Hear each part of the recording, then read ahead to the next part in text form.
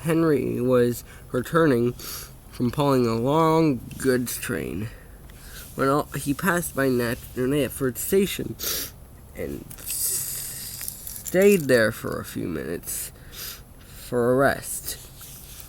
Inside the station building, he could hear kids singing, "Once an engine attached to a train was afraid of a few drops of rain." Henry did not like that at all, so he puffed off to the sheds. Soon Henry was at the sheds, backing up into them. "Oh, look, Thomas. Is that who I think it is?" "I think so," said Thomas. "It's Henry hiding in his shed. You know what they say, once an engine attached..." "Silence!" shouted Henry. The engines were surprised.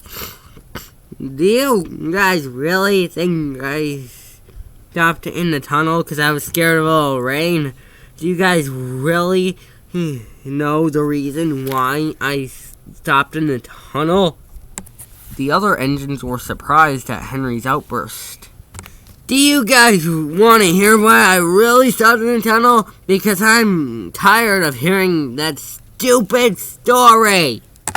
Henry's face was really red, redder than James's paintwork. Soon Rolly, who was in his hiding nearby, spoke up. "Henry, you don't have to tell him anything if you don't want to." "No, I'm telling the story because I'm tired of having to hear that stupid song over and over again." And this is what he told. "It was a rainy day and really hard for me to see and or get a grip on the rails. Rolly was with me. He was my brake coach, so he knows a lot of details that a lot of you guys don't. Soon I came to the tunnel. Inside the tunnel, I could barely see a shadowy figure walking inside. Get out of the way! I braked as hard as I could, but no matter what I did, I hit the person.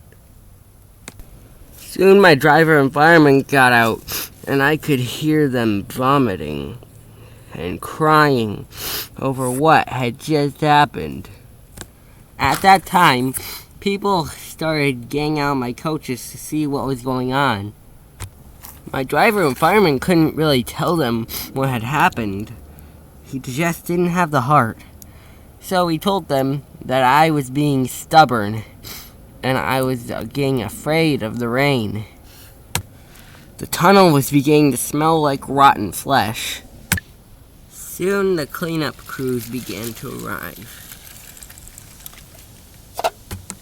The smell was getting worse, and both my passengers and my coaches were getting anxious.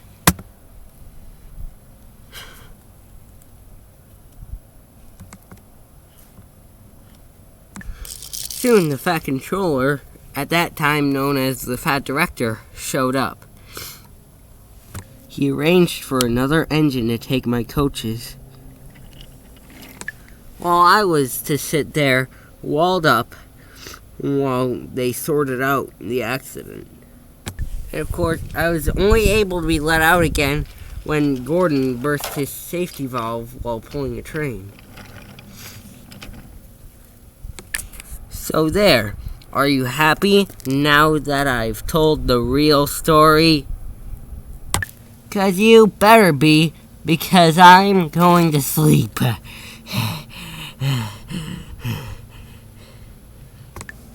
And as Henry fell asleep, all the other engines lay awake, wondering what they had just heard, and if it was true or not.